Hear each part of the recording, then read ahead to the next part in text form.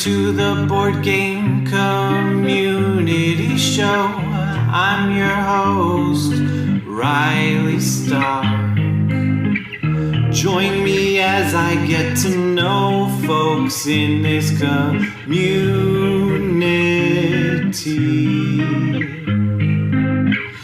They could be designers or streamers, podcasters, YouTubers, publishers, whatever. Really anything with an "er" at the end of its title is welcome here on the Board Game Community Show.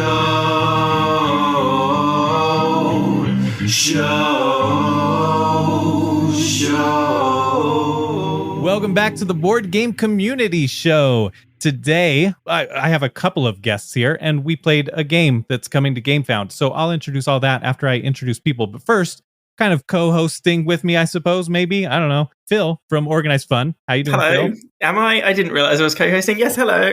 I don't know. Well, like, you're not plugging anything here, right? You're just kind of hopping on to play the game with us. And I'm like your +1. I'm your game date. Oh, yeah. Should I take you to meet my parents? Yeah, totally. Perfect. They won't get you drunk. No. And then my other two guests are from the Cardboard Revolution. Actually, this is kind of funny.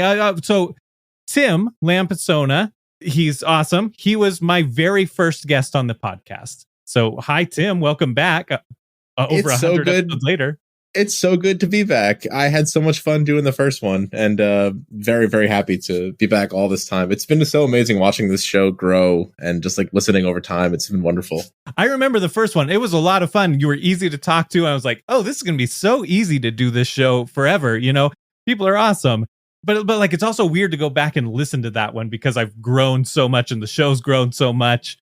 A weird thing, though, is that you were first and then Phil was second. So I've got my first and second guests on here. Wow, that's wonderful. And yeah, that first episode was so funny listening. I listened to them all, but like, it's funny how unorganized and just like rambling it was. It was just like, so what do you want to talk about now? It was great. Oh my gosh. We even recorded, I think, roughly around this time because your birthday's in April, right? It is. Yeah, in a couple days. Yeah. Like our birthdays are really close to each other.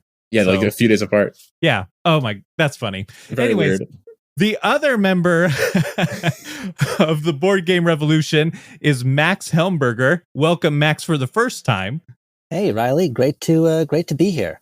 Yeah. Sorry for that long introduction where you just had to like kind of be quiet while we all reminisce about the past. And I mean, I have something to reminisce about too, because you know when Tim was. When Tim was talking to you in that first episode, he made a set of scientific inaccuracy, and I made a grievous error. And I've been making fun of him for it ever since. Literally since that day, because I got the age of the Appalachian mountain range wrong, like by a huge order of magnitude. And it was so wrong, and I didn't realize it until later. And then I was like, I need to just hide forever. I mean, I literally wouldn't know the difference. So do you remember what you said? I don't remember, but it was very off. It was like I said, I was off by like a magnitude of 10, I think. So yeah, it was pretty wrong. Okay. Well, Max, what's the actual age? I don't remember now off the top of my head. I think around 400 million. I was wrong. I'll put it that way. I was hoping, we could correct it right here, right now, like bring out the truth. 480 million years. Old, okay. Pretty close. According to Wikipedia. Very nice. Yeah, and Wikipedia. Almost as long as Riley's last turn on that game. Well, I was making mountains, okay? That he was. Riley did win. It's true. Yeah. True, yeah. I'm just jealous. I'm just bitter. Shoulder. You guys have a game coming to Gamefound pretty soon here. Granted, I said our birthdays are soon. We're recording this in April, but this probably won't come out until May, so a month later. Nevertheless, very exciting. What's the launch? You just told us that there's a new launch date, and I already forgot it. It's May something. May 23rd. May 23rd. Perfect. Yes. So when this comes out, if it comes out in May around this time, people have like a week to follow, basically, which will be nice. But again, we don't know. Yeah, exactly. I'm not even sure when this will come out exactly. I It's still haven't totally even fine. recorded episode 100 when we're recording this. So You will want to make sure that people have time to follow, because there's a great little follower gift. oh yeah, I think this will come out after episode 100, which I'm hoping will. From the time this is recording, everybody's listening is like, oh, this is getting very timey-wimey here. I'm hoping to record it either this weekend or early next week. So Nice. Everyone's getting a peek inside the Willy Wonka factory of podcasting right now. I know. This is the secret sauce, baby. Wait, Yeah. what's the follower gift? What's the little gift? It might make more sense if we explain the game first. Spoil sport. Okay, yeah. Yeah, So come the on, game man. is Loam. Why don't you go ahead and explain Loam? Yeah, so Loam is a cute little set matching game all about soil biodiversity. So soils, if you don't know, are one of the most biodiverse parts of any terrestrial environment on Earth. Like there are, thousands and thousands of species of, bacteria, fungi, insects, and other arthropods and invertebrates that live in soil, and they're all very important for keeping ecosystems functioning. The idea of Loam is that you are playing as a plant. We tend to think of plants as just kind of growing there in the soil, not really doing much, but they actually have a huge amount of control over the soil around their roots in the so-called root zone. They can sculpt the soil community to their benefit. They can sort of recruit organisms that are beneficial to them and sort of drive away ones that they don't like. And so the idea of Loam is that you're recruiting creatures from this sort of ever shifting central market, the soil, come into your root zone, increase your soil's structure, nutrients, and food web, and form diverse communities that will get you the high score. I was really surprised here. I mean, you were talking about set collection, and set collection to me is usually I don't know. It's not that interesting a lot of the times for me. I don't know. But this I really, really enjoyed because I didn't feel like I was just trying to collect certain colors or numbers of things, right? Like it felt very exciting to me. I think the one thing that Loam does very well, and I tend to like set collection games, but I think that the one thing, toot my own horn because I'm one of the designers, but one thing I like that I think that Loam does very well is that it gives you constantly changing pool of stuff to pull from, and you have a lot of different avenues you can take in a turn for scoring points. So oftentimes in some set collection games, it's like you look at the board and it's like there is an objectively correct thing I should get right now. It's obvious what I should be doing, and like it feels like it's playing itself kind of. And I think Loam avoids that because there are so many possibilities that you could try and just see what happens. Exactly. I think that's what was interesting to me because in the game, you have got, okay, oh boy, let's see if I can go over the different areas, the different zones that we've got. So your player board is your root zone. That's what you're working with. Beautiful. Love it. And then there's the soil, and that's where you can take it's kind of a community pool of organisms that you can take and put into your root zone. You also have a hand of cards, right? And yeah, the soil is basically a big central hand, but you also can accumulate creatures into your own hand. Yeah, exactly. And then there's the what was the behaviors? There's like the behaviors over on the side there, and those ones are like if you play two things combined. So if you play one thing like a green, oh boy, I should have looked at the actual like thematic. You know what? Here, I'll pull one up right now while we're talking because I do have it pulled here. Amazing. Yes. We're learning science, folks. We're learning science. Yeah. And each color is specifically tied to like a type of microbe or a microorganism, right? So yeah, microbes or animals. Yeah. Because some of these you can actually see just with your plain eye. Oh yeah, it ranges from like stuff as big as, worms and bees all the way down to single-celled fungi and bacteria and stuff. So it's a huge diversity of different kinds of creatures. And the art style is very, very, very nice. The one little thing about the art is that, I guess someone else can explain the what the hook of the art is, I think. You know, you're so modest, Max. I'll do it. So Max and I are both educators. We both teach courses in biology at different colleges, unfortunately. It'd be nice if we worked together. But we both are biology professors. And Max makes these absolutely wonderful stop motion animation videos, like claymation videos, explaining the ecology and behavior of different organisms, mostly soil organisms. And as we were designing the game, they were almost like placeholder art being used. Like, I already have these clay critters. Let's just throw them in there as the art. And eventually we realized this is way cooler than anything else we could possibly do. So Max put together these absolutely amazing looking little clay dioramas for each card, basically. So they're like photographs of these adorable little clay critters. These sculptures. Yeah, and they're just wonderful. So it's a unique sculpture for basically every card in the game. It's really cool. It's beautiful. It looks like an animated show that I would want to watch. There is, on the Gamefound page, you can see like some of that stop motion animation, I think, in there, right? Yeah. Is it going to be in the main video? Is there a main video? There's a little sizzle reel right now. I'm going to try to splice some in, but there's a section where we all have our bios, all the main designers of this, and under Max's, I put my favorite video that he put together. Yeah, I watched that, and I was just like, oh my gosh, I love this. This is so great. And Max's voice, I think, over it, you were right, you were speaking in that one. It felt so like I don't know, like PBS almost. Like, I felt like I was watching like something professionally done. It was great. Aces to little you. Nature documentaries. It's amazing. Yeah. So what was I was saying about the behaviors. Oh, what do you call them again? Behaviors. Yeah.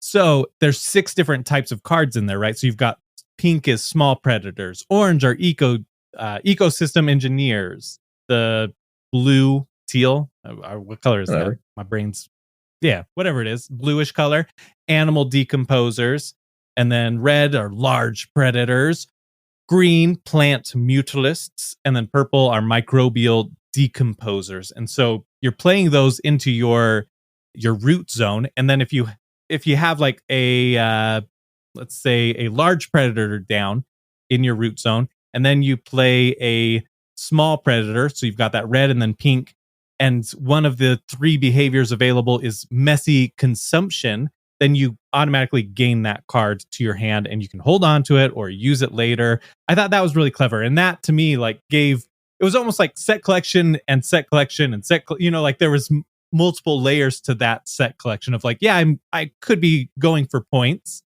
but I could also be going for these little helpful cards. Like, even if it hurts my points for that community that I'm building, it gives me something that could potentially build my root zone better later.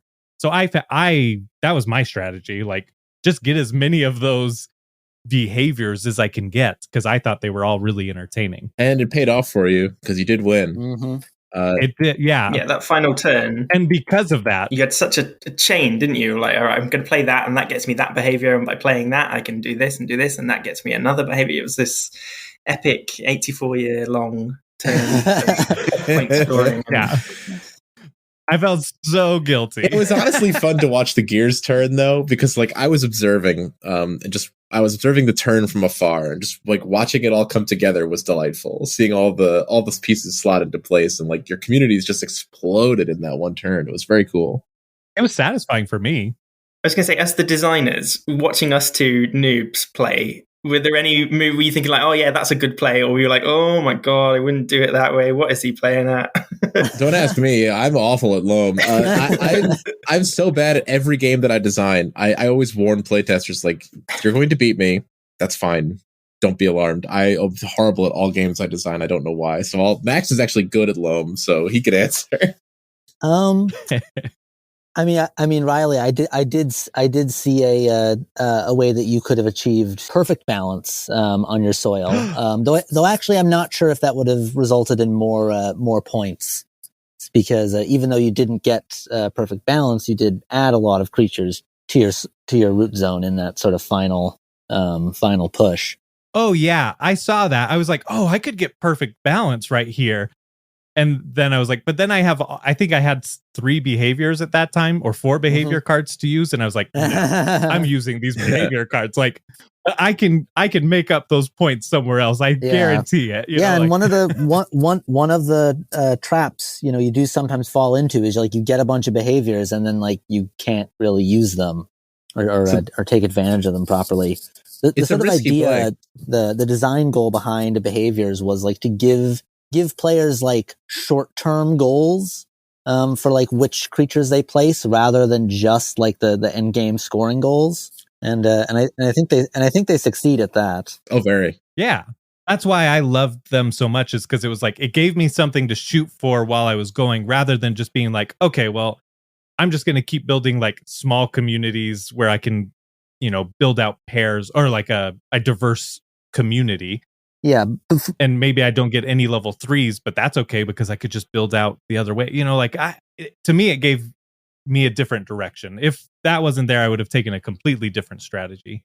And when Phil on his first turn, I was like, "Oh, buddy, you're so set up for like 2 of those behaviors," and he just was like, "No, I'm just doing this over here. Like I'm going for this level 2 thing and this level." I was purely picking the creatures based on how cute they looked. I was gonna say we've talked about this before, Phil and I. He goes for like when he chooses a character in a board game. If it's like what do you call it? Asymmetrical. He does not look at the abilities. He's like, who's the sexiest that I can like. So immediately when Phil started playing those things, I was like, yeah, Phil's just playing this aesthetically. I need to point out that a person playing purely based on aesthetics still beat me. So that's something. Well, and also with Phil doing that, like he, because you play different communities, right? So like you'll have a community at the end of 7 cards if you build it to its full potential. Yes. But you can start building other communities before it reaches 7. But I knew that Phil would not do that because Phil is like a completionist of like, all right, I have to do this whole row and then I'll start on the next row, right? Am I right, You Phil? are absolutely correct. I was doing it very, I was like level 1, level 1, level 2, level 1, level 1, level 2, level 3, boom, done. That brings up another awesome part of the set collection is that there's 3 different levels of cards, right? So in order to play a level 2, you have to have 2 previously played level 1 cards. But then you can't play another level 2 until you play another level 2 level 1 cards. And then after you have 6 cards, you can play a level 3. Can you actually cap off a 6? Like the 6 cards? Can you do the 7th card as any card? As a level 1 or a level 2 if there aren't already 2 in there. It doesn't have to be a level 2. You have lots of freedom. You could do a whole community just 7 level 1s if you really, really want to. For whatever reason. Yeah, you don't have to end with a level 3, but it's usually a powerful, creature. So it's like something you want to do typically, but you might have a weird strategy. Who knows? I loved it. Like to me, that was so clever. And on top of that, too, we've talked sort of about balancing your soil. There's these 3 categories: structure, nutrients, food web. And on each of these creature cards, there's one of those 3 things. Well, multiple, really, at least 2 things. Some of them are going to be the same. Some are mixed. So you might have like food web and nutrients. And so then you raise those per icon on there. And you want them to be as balanced as possible. Just like in a real soil condition is you want balance in your soil to grow healthy roots and grow healthy plants and make sure it's diverse. And yeah, so this definitely captures my intrigue and love in a way that I don't think any other set collection game really does for me. But that's what I wanted to point out because, right, you 3 are all soily people. I am not at all. But the game still worked for me because it had the cute artwork. It was a simple enough mechanic. Like, you don't have to care about soil. You don't have to know what a tardigrade is because it looks so cute. It doesn't matter what it is. That's the genius of the art. Yes. Yeah. It's so great. And on here, first of all, if you get a chance to play with Max and Tim, totally do it because you will easily beat Tim. It's an easy win. Yeah. if your ego needs a boost, play with me and you will feel great. Just don't go against Max. So that actually is a funny thing. We are going to, during the campaign, once we launch, at least once a week, I'm going to just be hosting an open Discord night. So come in, I'll show you how to play. The game is going to be free on screentop.gg forever. So that like educators can use it, and also just whoever wants to play it can play it online. But either Max or myself or our other co-designer Jane will be happy to teach you how to play throughout the campaign. Yeah. What I was going to say with all that, though, is that you guys would stop and teach us too. Like, I know certain things about bacteria and like fungi and whatnot in the soil. You know, like we were talking about mycorrhiza, and I was like, oh yeah, I like mycorrhiza because it does this, this, and this, expanders, and you know, like we were going over all that scientific stuff.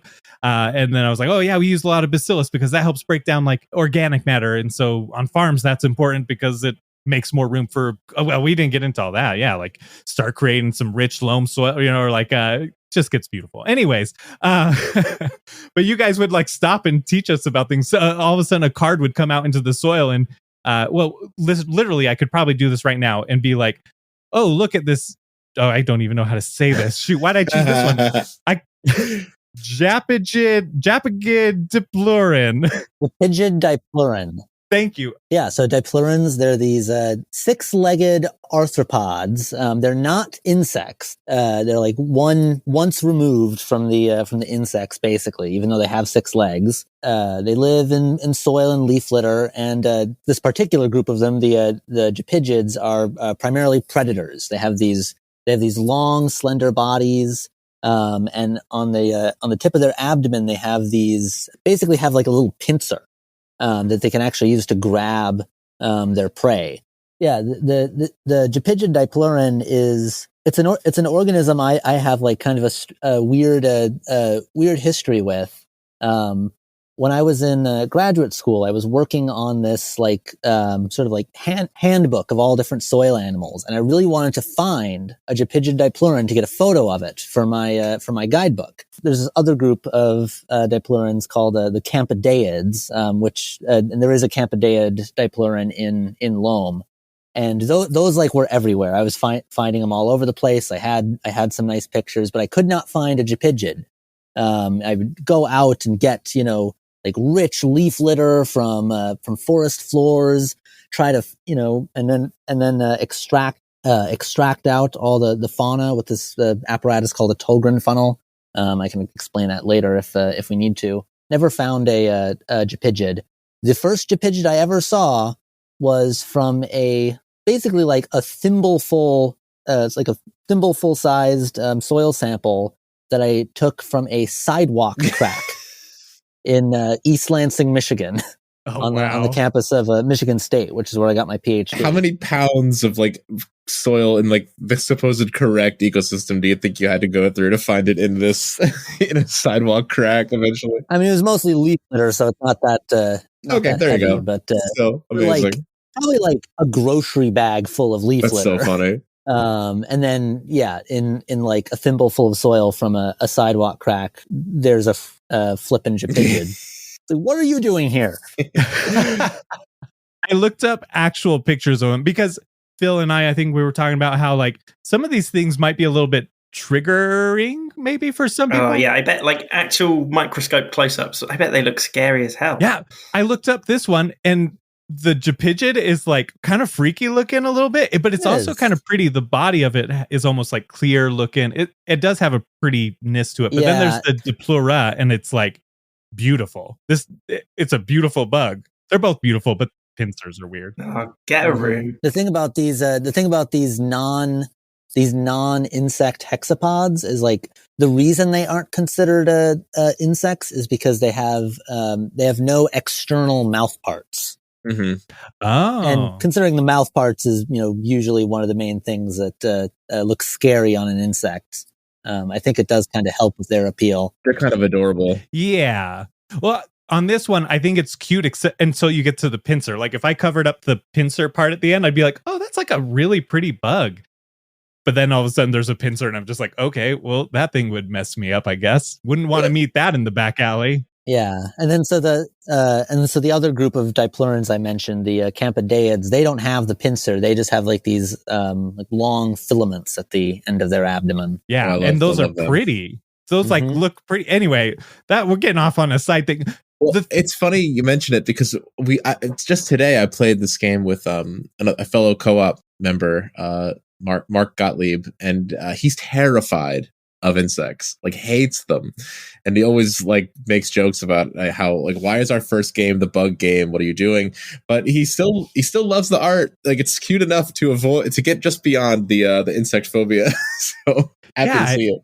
Exactly. Like, I'm looking at these and they do not give me the creepy crawlies. It gives me like joy just looking at the animation. Like, I want to see them moving around animated like this. I do not necessarily want to look up all of them because I will have nightmares for sure. But but it's just cool. Like, the art on it is so well done. If you're worried about like, oh, I don't like insects, they freak me out, these probably won't. I'm not going to guarantee they won't, but they're cute. So give it a try. Right, Phil? Right? Absolutely. Yes. Well, I was going to say, Max and I are the worst judges of this because we're both entomologists. So our brains have been completely melted. And we are totally unaware of what normal people think is cute anymore. It's been absolutely vaporized, that part of my brain. Like, look at that cute little bug. Oh, no. What's wrong with its body? It's adorable. Yeah, I genuinely do that all the time. It's like, this thing's great. Look at this thing. It's great. And it's like a horrifying, to a normal person, just like a horrifying looking beetle. I just love them. I can't help it. It's so cute how it burrows into another creature's skull and eats it from the inside out. But that's the thing as well. Because like, each card, not only having the cute little picture, but it has a little description of what the creature does. And there was one, it has a spear on its head so it can just stab other things. I'm like, yeah, cool, you rock on, mate. Yeah. I'm trying. I have it pulled up, and I think talking about the Doraliemid nematode. Yeah, it was one of the nematodes. It was definitely that one, right? Yeah, there it is. So yeah, they're brutal. Yeah, one of the main families of predatory nematodes that eat other nematodes, as opposed to like bacteria, fungus, or that feed on plant roots. So like on this one, right, it says small predator, Duralimid nematode, and then the description of it says large nematodes with needle-like mouthparts made for spearing prey. And it's all of them. Every single card has that education. I love how you changed your voice to read that bit, right? Oh, yeah. That was your documentary mode. Exactly. Yeah. Your Attenborough channeling. I was doing my best, but I love every single. I don't think there was a single card that I was like, well, that's boring. Every one of them is beautiful, a chance to learn. And it's one of those things too, where like, in Wingspan, it has all of the stats of different things. It has information about them. It's just flavor text type of stuff. Doesn't necessarily play a part in the game, but you can read it if you want, and you can learn a little bit. Or you can just play it and look at the numbers, pictures, stats, symbols, colors, all that stuff, and you can ignore it. But honestly, yeah. Technically, the leftmost centimeter of each card is the only game information you really need. That's true. Yeah. But yeah, and then the rest of it is just nice art and some fun facts. Well, that layout was very intentional, so you could stack them nicely into those communities and cover up most of the card, but get every single piece of information you need without having to worry about moving things around. Yeah, there's a long evolution of the creature card UX from the awful prototype to what we have now. I think that Max you posted the prototype, like the first ever prototype, on a big Twitter post you did, like talking about Loam. And it's shocking how much better the graphic design is. Yeah, the very first prototype of Loam, of course, predates a lot of the clay art.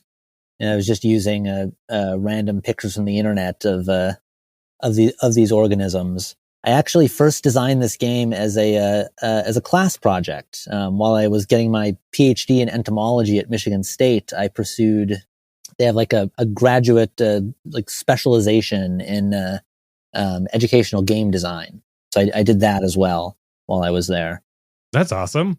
Max is the only one of us who has any formal game design education. And yet the weird, like, I guess my like confession to make as a board game designer is that like I don't play a lot of board games compared to the rest of us. Yeah. We're all much more like addicted to buying and playing games than Max is. Max is like his mind is pure. You name a game that's not like Monopoly or Catan, and I probably haven't played it. We have to force him to play stuff all the time. Or like, I'm a teacher at heart. I got into game design as like an educational tool, and it's kind of a blessing and a curse when it comes to design. Well, the nice thing is I feel like it's very easy for you to come up with ideas that no one has ever thought of before, because your brain isn't as poisoned as the rest of us with all the, the hundreds of games that we've played that are like constantly infecting my thoughts. Mm-hmm. But of course, when I come up with one of those ideas, I never know if it's new. That's what we're here for.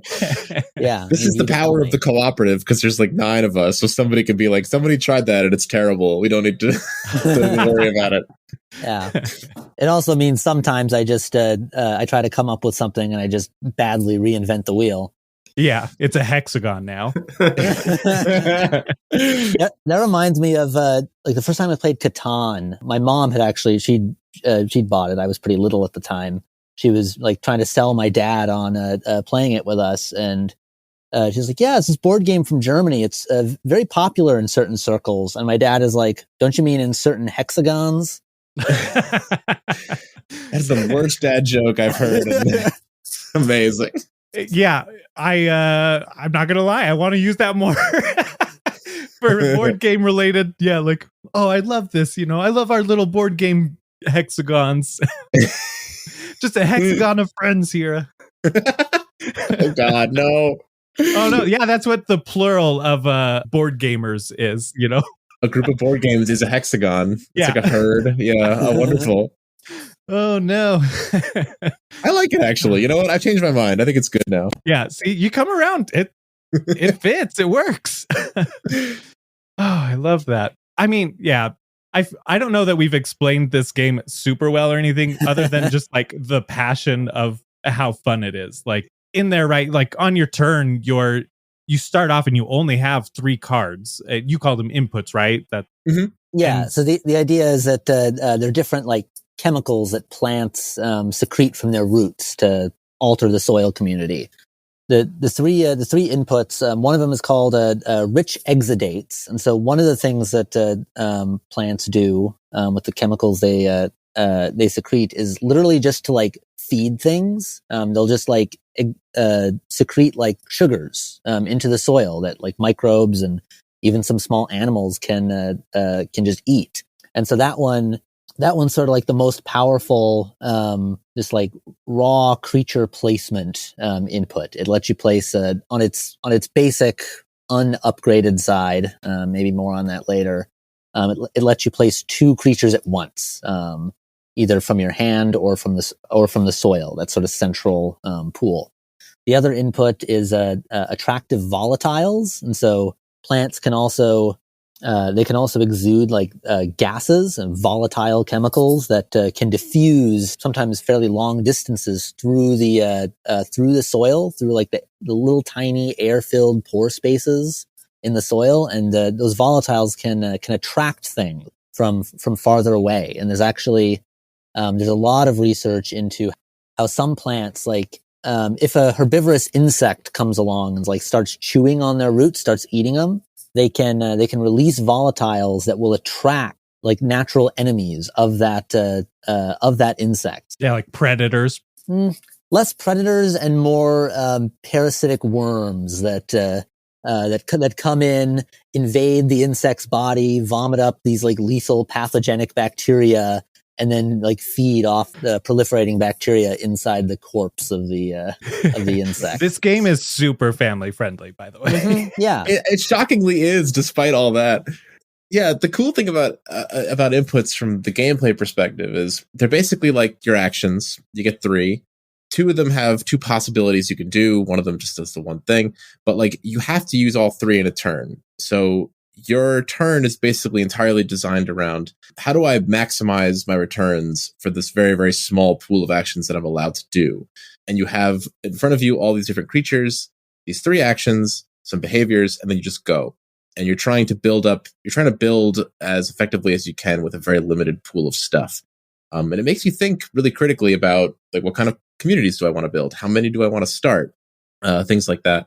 And there's enough sort of alternative options that you really are thinking in a turn, and there's never like an objectively correct play usually, which is something that I think is really fun and something we didn't want to see. Like we added the behaviors partially because we didn't want there to always be the one obviously correct move to make.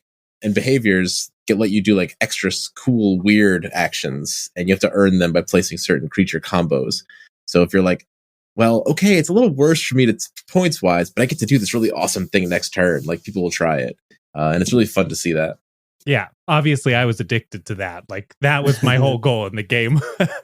So, and then the last card was antibiosis. So the input. So you have those 3. It was so interesting because the first turn, right? Like each of us maybe took 2 minutes, maybe, right? Like 2-3 minutes playing our turn. Like that was it. Super fast.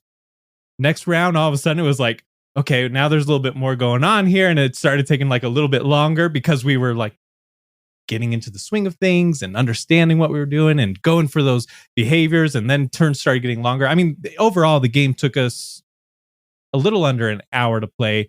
Granted, I was having a lot of analysis paralysis. I mean, that's fairly normal for me. And I think it'll play even faster. There were a lot of times where, we're doing we're on screentop.gg, and I would move my token to say like, oh, okay, I'm going to increase my food web. And then all of a sudden, I don't know if that was right. And multiple times I moved it one too far or not enough, like my brain just couldn't quite get it, or my mouse would drop it on the one to the right of it where I thought I was putting it. But super easy to count up. Yeah, digital playtesting always has its little hiccups. So, Tim, you've done a lot of in-person playtesting of Loam. I have. I bring it everywhere I go. I've played it with a bunch of my students and a bunch of other people, and it is hilariously fast in real life. Although actually we taught you and played in about an hour, which is pretty cool. There were 3 players. Teach plus play was about an hour. It's honestly, it's probably half that in physical format because things just are. It's easier to see stuff in front of you than trying to do it on the screen. To be honest, it's easier to read things, so it does play faster in real life. But even with those setbacks, it still was not. It's not a very long game, and it also can be played solo. You can play the exact same game, but by yourself, and you have different sort of thresholds to hit. Like if you go underneath a certain amount, you're like your soil is terrible. It's like a middle ground, and then like a really strong soil if you get really high. And Max has put a lot of really cool work into designing interesting solo scenarios that can like change the rules actually when you play by yourself. Oh. Yeah, as a way to get a little more replay value out of the solo game. So the solo scenario is basically like there's something that happens each turn, either like an event or put some kind of restriction on on what you can do that turn, and then they all represent different kinds of like natural or sometimes unnatural events and disturbances that can happen to a plant out there in a real soil. So like a drought or like dealing with an invasive species. Invasive species is my absolute favorite. You get a random creature that shows up in your soil, and it subtracts its stats from your soil stats because it's like not supposed to be there. That's cool. Yeah, that's clever. Yeah, some of these when I was looking at because I'm always looking at it from the farm or farm aspect of it, and I was like, oh, nematodes, like oh, those are bad. Like. Very bad. We don't want those in our farms, right? A lot of the plant parasitic ones. Yeah, those are bad. But yeah, most nematodes are pretty benign. They're just eating bacteria, eating fungus, eating each other, occasionally parasitizing insects in an incredibly gruesome way. So I just thought that was cool. Like I learned a lot even just from this play, seeing things in the soil and recognizing certain things. But again, you don't have to be nerdy like that. And I thought the end scoring was really nice too. Is this how the game is going to be laid out? I mean, there's a couple of like boards like this. So you have like your player board that's the root zone. Do you have that soil mat? Is that something in it? No, that's just for the screen top mod. What about the point tracker and the other thing? Is that part of it? Yeah, that's a physical component. It's a double-sided card that on the one side is just like rules reminders for as you're playing, and then on the back side is how you score. Probably want to look at the back side a bit before playing, but yeah, definitely. And since we had 3, we had 1 out, and I could just look at that one while we were going. Yeah, it'll be in the rulebook too, but you can always like flip between 2 just to remind yourself. Because the thing about the game is it's really not complicated, but it's got a lot of keywords. So we decided that every player gets a little reminder card to tell you what all the keywords mean. And once you know the keywords, every card is just very logical. I mean, there's only 5 keywords. It's not too hard, but anytime you're learning keywords, it's always like, okay, what does that mean again exactly? Yeah, we're trying to like reduce the friction, basically. Yeah. The thing I would add to what Tim said is like, yeah, like the rules of Loam are not that complicated, but like when teaching it, you kind of have to learn everything at once. It's not like one of those games where it's like, oh, and once we reach this phase of the game, then I'll explain how this other thing works. Yeah. It just kind of has to all be front loaded. Yeah. Which was, I mean, again, it took like 5 minutes to teach, maybe less than that. I don't know. That's true. It was really fast. I guess I'm getting okay at it. Yeah. You could have just taught it on here, and we probably could have saved like 15 minutes of me like rambling through certain aspects of it, but that's fine, like. Oh, it's fine. Everybody, you can the rules are available for free. It's fine. We're all talking about vibes here. This is the vibe, exactly. The vibe cast. Yeah. I mean, we're nearing the end here, but scoring, right? That at the end, you've got different communities, so you can have multiple rows and you score per community. So depending on the diversity of your community, if you have one of each, so one of each of the 6 creature types, then you get a bonus 2 points, but you get 1 point per creature type in there. So like some of mine only scored, 5 points, and some scored, my highest one I had was 8. And then if you have, there's different levels. So there's like a level 1, level 2, level 3. If you have of each type. Yeah, exactly. So if you have a level 1 and a level 2, then you get an additional point for that. If you have all 3 levels in one community, then you get 5 points. Mm-hmm. All 3 levels of the same type. Yeah. Of the same type. Yes. Yeah. Thank you. Yeah. Big bonus. And then one of the other things that I really loved, and this gave me so much anxiety, but in a really fun way, of trying to balance my soil. We've been talking about that. You have this board, it's numbered 1 through 20. You're moving these trackers as you're placing cards, but at the end of the game, you get points based on how far apart they are. So if all 3 of these are perfectly aligned, you don't even have to be that high, right? Like you could theoretically just have them all be at level 3. And you're going to score 10 points at that. You're not going to have a great...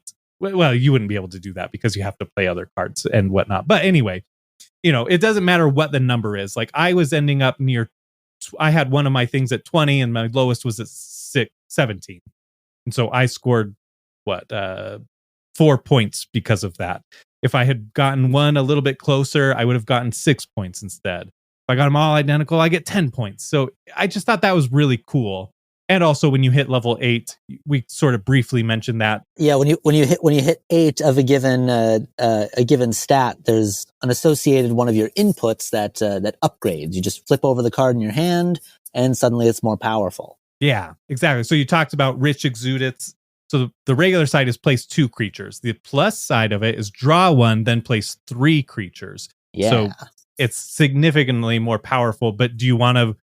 You could make your soil pretty imbalanced at first just to get those abilities. Yeah, if you're trying to rush to upgrade one of your inputs like as early as possible, like on the first turn, you would run the risk of ending up with an unbalanced soil at the end of the game. So that's another sort of like short-term incentive thing. Yeah, exactly. To kind of clash with the long-term goal. And it pays off sometimes. Occasionally you can do that, and then using that extra powerful card, you can get your balance back up again. But it is risky to try to do that. Some people try to play it where they try to end every turn balanced or as close to balanced as possible. Some, like me, try to just get one ahead and get an upgrade, and it failed miserably today. Yeah. But again, word here being try. I tried. It failed horribly. But that's something that's good about it, is that you have a lot of options, and occasionally they pay off really well if you play well. Well, I mean, of course, it's all just randomized what's coming out into the soil and what you're drawing. There were times where I was just like, I just need a level 2. I just want a level 2. Like, and I could not for the life of me get a level 2. I think in my entire root zone, all of them, I think I only had one level 2 in the entire thing. Yeah, I only got one level 2. That's shocking. Yeah, it was because like still won though. I still won. Yeah, that's the thing, right? Like even with bad luck of not being able to get 2s, I still was able to build it up and just slaughter these fools. True though. I mean, I'm laughing, but I'm laughing to keep from crying. So I'm excited for this. I'm excited for people to be able to back it. Are there any like Gamefound exclusives that you'll have? Yeah. So we alluded to that follower gift early on. And, yes. I should probably explain it before my laptop battery dies. It's 7% right now. Hopefully, I got a little bit left. Yeah. So the follower gift. So which, if anyone's not familiar with like how Gamefound works, before a campaign officially launches, you can like sign up to follow it. And if you are following the campaign before it launches, and you then pledge, you get a free add-on to your game, which I guess I can put my camera on, even if I'm not sure if that's gonna. How do I put my camera on? There? Which is a sticker sheet of some clay critters from the game. Oh, yeah. So it can also be bought as an add-on if you're not following, but if you are following, you get this for free. Nice. You got the cute little bugs there, you know? Yeah, springtail, red velvet mite, Gepidja diplurin, raggediad mite, some phylum, and my favorite soil organism, pseudoscorpion. Oh, yeah. The absolute goat. What's your favorite, Tim? I'm an ant lover myself. I'm an ecologist, really. I study social insects in particular. So I love the ants. In this game, there's a few different ants. I like all of them, frankly. In real life, I'm really into the big-headed ants, the genus Pheidole. They're really cool. They have two very distinct castes in their workers, and the major caste has these absolutely giant heads, like that are the size of the rest of their bodies combined. And I just love them. I can't really explain it. I just think they're neat. That's awesome. Phil, did you have one that you quite liked? I'm all about the tardigrade, carnivorous tardigrade. It just sounds like a total beast. Yeah. Because there was the grazing tardigrade. That's the boring tardigrade. But then you've got one that's hulked out, the carnivorous tardigrade. That's not grazing. That's going to hunt you down. I was totally going to say, well, I'm still going to say it. I loved the grazing tardigrade because the picture of it is just so cute. It looks, like, it just looks like a cute little creature that would be bouncing as it walks or something. I don't know. Yeah, little pal. We love them. Yeah, swimming. Yeah, exactly. It's just adorable. So whatever, I'll take the boring one, I guess. Are there any other kind of exclusives? We're working on some stuff that will be stretch goals. So in addition to like those like one-off solo scenarios I mentioned, we're working on a couple of single player campaigns where it's like you play 3 rounds through sort of a narrative of like human caused usually disturbance to your soil. Nice. So like the way I kind of imagine the setting of Loam is like you're just in kind of like a meadow, just a little plant in a meadow somewhere. And one of the campaigns is about like the meadow being turned into a farm field, and dealing with like human agricultural practices. Yeah. And yeah, we're working on a couple new additional like add-on components as well. So one thing that we kind of haven't mentioned about Loam is that there's not a huge amount of like player interaction in the game. The inputs that you have, like they do things for you. So we're actually working on like an alternate set of inputs that you can use in a multiplayer game that do bring in more of an interactive element to the game. That's awesome. For those who are interested in that. Yeah. I'm really looking forward to seeing all the things that you're going to bring with this and the cuteness. And oh man, if an add-on could be like little plushies of these creatures, I'd be all for that. I would love that. That would be so fun. I don't know. Not expensive. I do. I make I have some little like clay figurines that I make with oven baked clay. Yeah. Unfortunately, they don't ship well is the problem. Oh, They're okay. fragile. I was going to say maybe it could be like a certain pledge level, right?